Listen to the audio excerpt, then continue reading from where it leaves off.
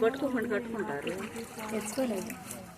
నేను నడవాలని ఆయన జీవించాలని ఆయన జీవగ్రంథంలో నా పేరు లిఖించబడాలని ఆయన రాజ్యానికి నేను మార్చడానికి కావాలని నేనే తీసుకోవాలనుకున్నాను. ఈ జీవితంలో పెట్టి మళ్ళీ క్రీస్తుని నూతనంగా జన్మించాలని నేను ఆశపడుతున్నాను.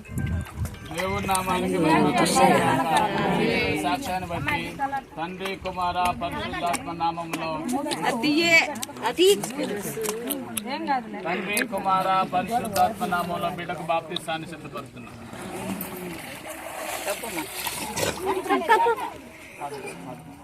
పాట అంటే పాడు.